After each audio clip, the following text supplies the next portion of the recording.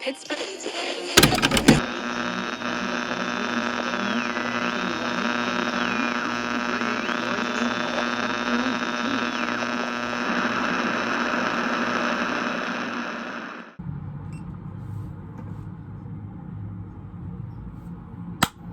Ladies and gentlemen, everyone in between and everyone in New Orleans, my name is Cobra. Wearing myself my new My Chemical Romance t-shirt because I'm going to a rave tonight. But before I do so, I have another unboxing video ready just for y'all. And this has been a rifle I've been trying to get for a very long time, actually since February. So yeah, I don't want to go and dilly-dally too much.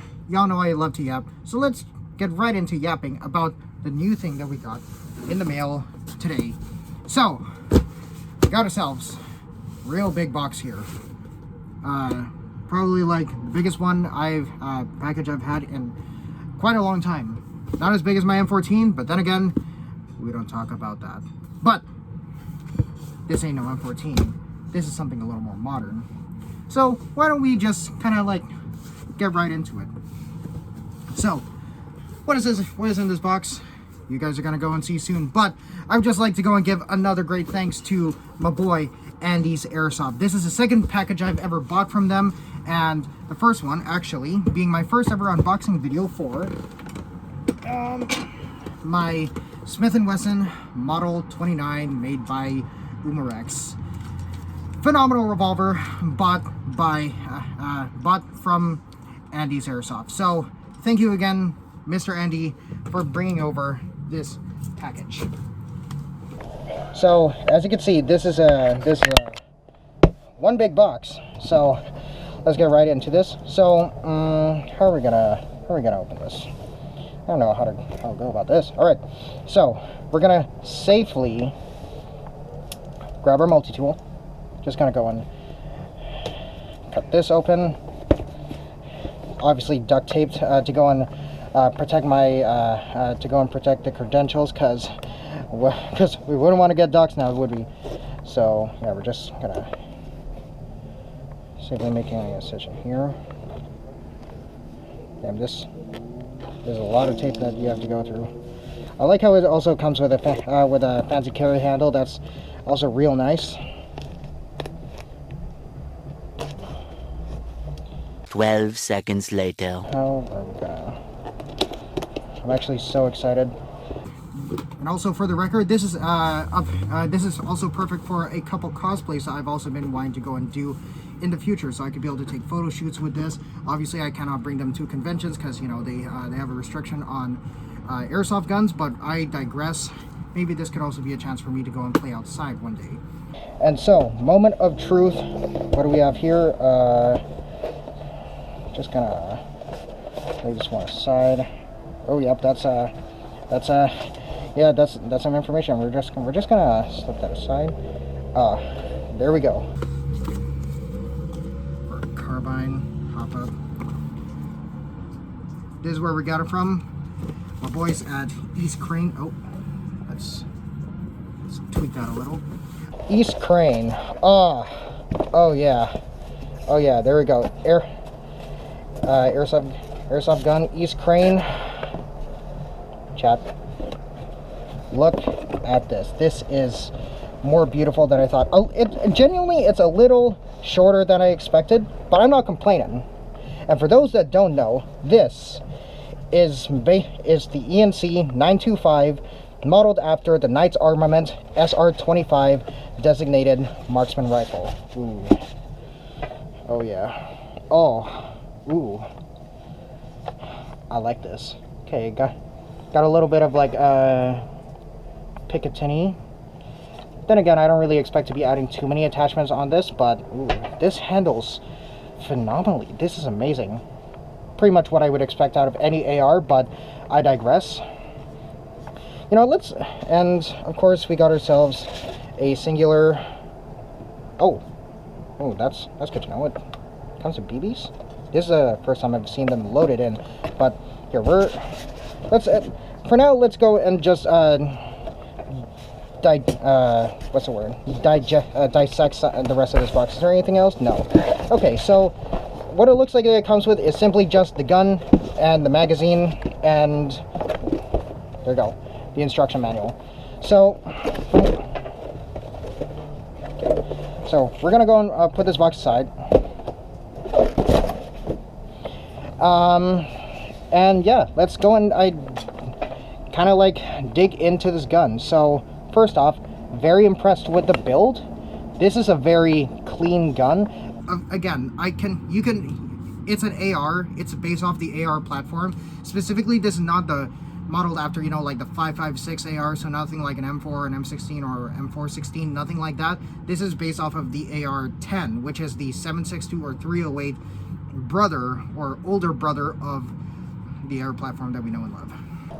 So takes the big boy mags, and yeah, let's check out some of this. So okay, so it only goes up to semi-auto, just as you would expect out of a regular SR25. As you can see, it's not gonna twitch to full auto, I assume. But then again, I don't think I'd really be expecting. I don't really use full auto anyways, so that's not a problem. Let's see this. It comes with a soft mod stock. Ooh, that is beautiful. So smooth. I usually adjust it up to like here, and it also comes with like a flip up sight. How do we flip this up? Actually never use the, okay, there we go. I thought it was going to be more complicated by that. Okay, classical E&C. Okay, I'm just going to go and aim it like to the sides, you know, for safety reasons, obviously. Classic, like I'm pretty sure Knight Armament iron sights. I don't know if you could really see it, but it's really pretty clean. It takes like a little adjusting, but then again, I think that's most iron sights. I'm just not used to it to the people being this small, or I guess maybe I just haven't used the kind in a while.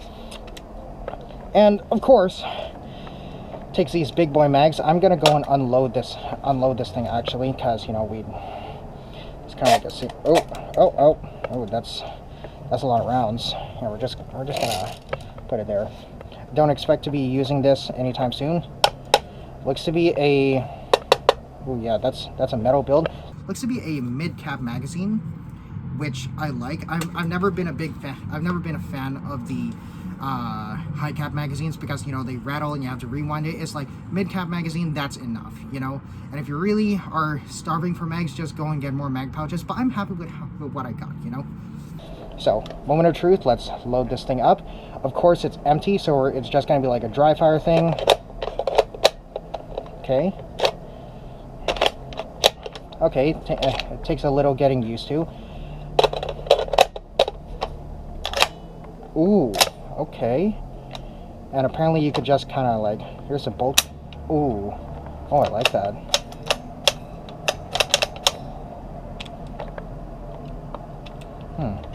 Bolt locked up.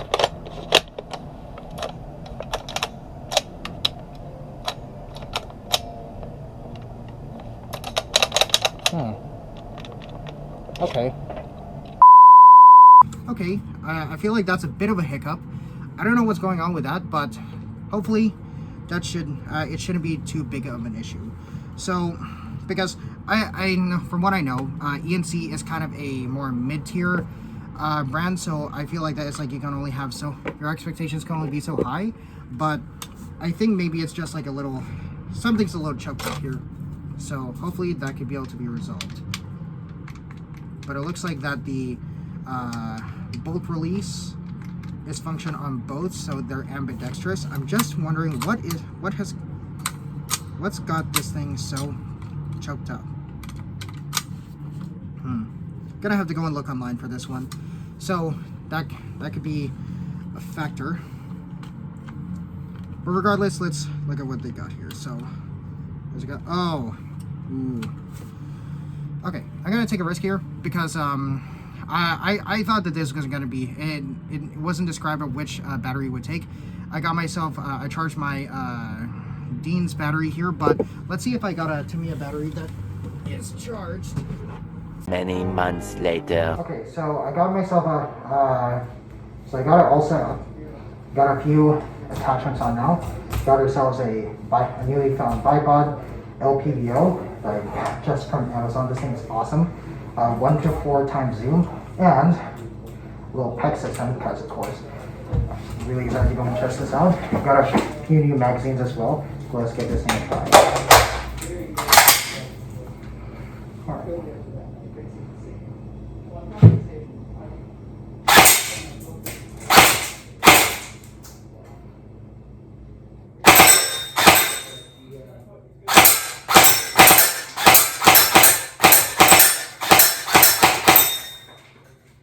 3 days later.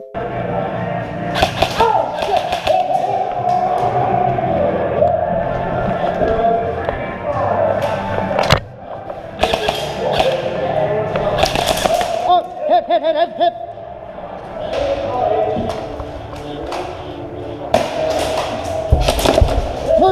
Mercy! Yeah, I took that.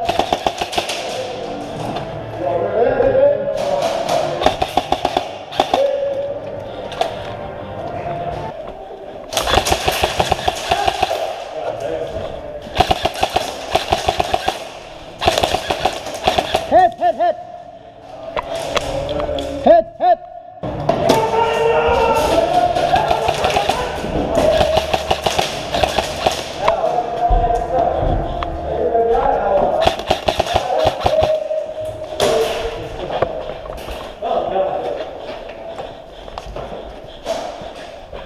Hey guys, Future Frank here, not to be confused with Filthy Frank, but let's go and draw some conclusions on the E&C SR25. So, what do I think about this rifle? I am very impressed, but there are also some things I really want to go and make apparent. So, let's just cover the pros first. First off, I love the near full metal build. I think the only thing that is really not made of metal is the soft mod stock, which, you know, a stock is a stock. I'm not complaining. But what I love about this build is that you really feel the weight, so it really feels like the real deal. Like, it really gives it a little oomph. Not even considering the attachments I added. So as you can see, I had a little time to customize it. So I added like my PEC box. So that's great, and a bipod, and of course this new LPVO, which is so phenomenal, made by CV Life. You could buy for cheap on Amazon. And yeah, what I also really like is that it also has a few more authentic features. And for those who use AEG, you know on how a lot of the authentic features are very limited. And what I like about this is that, for example, if you were to go and pull back the charging handle, it would actually lock up the bolt, so you could be able to access your hop-up. But not just that, it has this rifle specifically has an ambidextrous bolt release, so you could be able to release it on the right or left side of the bolt catch. So I really like that. And yeah, basically everything else that you would expect out of an AEG, just with bigger mags. And of course, because it's made by E&C and because it's an AEG of the AR platform, but the big girl AR platform, it would also feature a quick change spring system, which is all the better. So now let's go into the cons, in which there's only 3 I could point out. First off, this stop lock, I don't know what it's actually called, but you know, the thing that you would use to lock down the buffer tube, it actually loosens up a little, so you have to go and really screw it down tight to make sure it stays put, because the last thing you would want is that is for you to be aiming, right here. Actually, let's remove the mag. Is for you to be aiming, and then you see that it starts to get a little wobbly, and then boom, your stock falls off. We don't like that. Second thing is that, just like you saw in the unboxing portion, the bolt would actually lock up right here. So what I had to do to fix it is I had to go and remove the upper receiver and then, you know, kind of like tinker around with it. But if I were to go and simply just pull it forward, pull it back, it will kind of like reset the whole thing, and then it'll go back to normal. And I really don't like that, because when you're expecting something from a mid-tier brand, again, your expectations wouldn't be the highest, but there are some things that you think, okay, this should objectively work. That's not something that, you know, should be happening. And Loki, I was a little disappointed, because I had to go and tinker around for like an hour just to go and fix that one portion. And the last thing that I find more weird, if anything, is the fact that despite it only having one mode, and for those who don't know, the SR25 is a DMR, meaning it's not supposed to fire in full auto. This technically only features a full auto mode. So if I were to go, and for the record, I don't have a battery in here, if I were to pull the trigger, it would go and fire in full auto, so I had to lightly flick the trigger just to make sure that I was firing in semi, which, again, shouldn't be a thing. This is a DMR. It should only be firing in semi-auto. If I wanted to go and fire full auto, I would have all of this. So yeah. And other than that, it's basically everything that you would expect out of a DMR. It's just that because this is of a particular build, it's a little more, it's a little more chunky, so I had to pay a premium of this for $500. But other than that, if you're really just looking for like a DMR, this is a solid one. And it has all the ergonomics of an AR, so nothing really changes. It's just it's more fitted for longer ranges. But yeah, overall, I'm gonna give this rifle, I like to say, between a 7.5 and an 8 out of 10. Everything you would expect, but those drawbacks I really didn't like. So I'm just gonna go and conclude it there. I think I've said everything I had to say about it.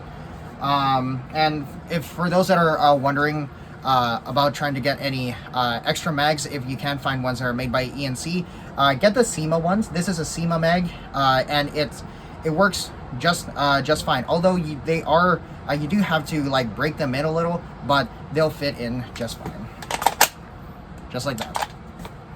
So yeah, that's gonna conclude it for the review of the E&C SR25. And of course, had to go and name all my guns, so I had to go and name it Helena, my favorite song from the one and only My Chemical Romance. Oh yeah, and because I said that I was going to my first emo night, just a little thing that happened. Yeah, it was my first ever emo night. Great time, just legit a great time. I was jumping up and down. I headbanged so hard I got whiplash, and I was dehydrated by the end. The only downside really was the fact that it's like when I decided to go and call it a night, they decided to go and play Welcome to the Black Parade. So literally the moment I left, they just had to go and play it. So that was probably the worst timing I ever had to go and see. But other than that, it was legit a great time. I'm gonna go and leave it there. But as I always say, thank you everyone for watching. And ladies and gentlemen, everyone in between and everyone in New Orleans, my name is Cobra. And y'all have yourselves a beautiful night.